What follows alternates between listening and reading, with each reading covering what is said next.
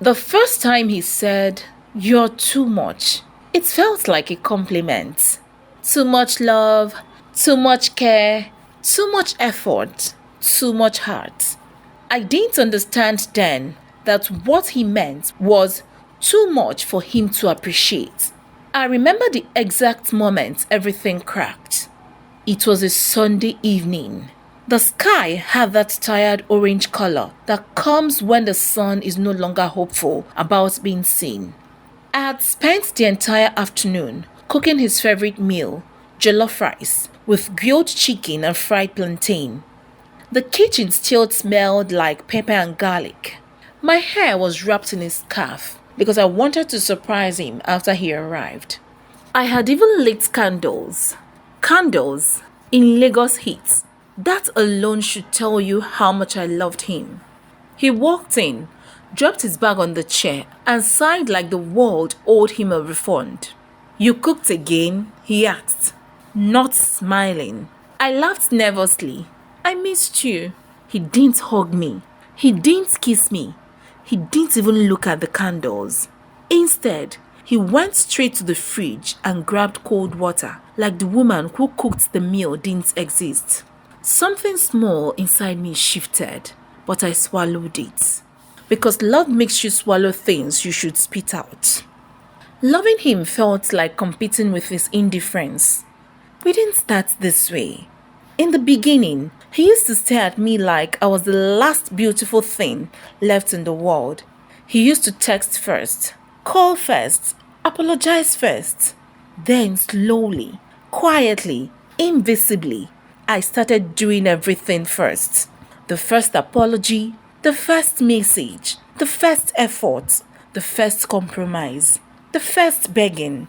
At first, I told myself relationships required effort, that love was sacrifice, that real women fought for their relationships.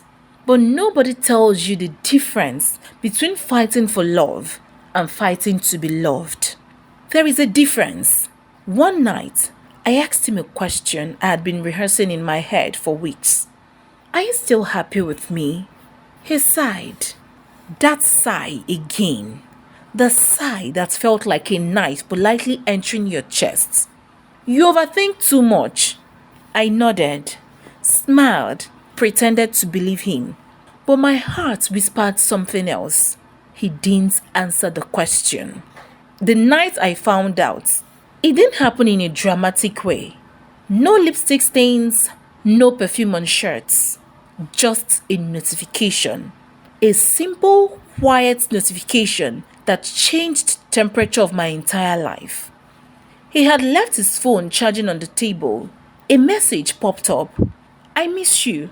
When will I see you again?" My stomach didn't drop. My heart didn't race. Instead, everything went quiet. Like my soul had stepped outside to get fresh air. I stared at the message for a long time. Long enough for the screen to dim and go black. I didn't open the chat. I didn't scroll. I didn't investigate. Because deep down, I already knew. You don't need proof when your heart has been whispering the truth for months. I sat there in the silence of our living room and realized something terrifying. I wasn't surprised. That was the most painful part. Not the betrayal, the confirmation. The confrontation that ended everything. When he came home, I didn't cry. I didn't scream. I didn't throw things. I asked him calmly, "Who is she?" His face froze for a half second. That half second told me everything. Then, he did what people do when they don't want to lose comfort. He lied. "Who?" I nodded slowly. "Okay." I walked into the bedroom, packed a small bag, and came back out. He laughed nervously. "What are you doing?" "I am leaving." Now he panicked. "Wait, you're overreacting." Overreacting. The favorite word of people who are under guilty. You didn't even ask for an explanation. I smiled for the first time that night. I did. Months ago, when I asked if you were still happy. Silence. That silence that tasted like truth. Then came the line he probably thought would make me stay. You're really going to throw everything away over a misunderstanding? I looked at him for a long time. This man I loved. This man I shrank myself for. This man I begged for attention like a child begging for crumbs. And suddenly, I saw him clearly, not as the love of my life, just a man, a very ordinary man. I'm not leaving because of another woman, I said quietly. I'm leaving because I forgot how to love myself while loving you. And just like that, the door closed behind me. The months that followed, people romanticize breakups. They don't talk about the quiet nights where silence screams louder than arguments ever did. I cried in the shower so my neighbors wouldn't hear. I slept with the TV on because the quiet felt too honest. I picked up my phone countless times before remembering there was nobody to text. Healing is ugly before it becomes beautiful. But pain has a strange side effect. It forces growth. I started pouring all the love I gave him back into myself. Gym sessions became therapy. Books became conversations. Silence became peace. I started dressing differently, walking differently, speaking differently, smiling differently. Not the desperate smile that asks for validation, but the quiet smile of someone who finally understands their worth. Slowly, I stopped missing him and started meeting myself. The day he saw me again, it happened almost a year later.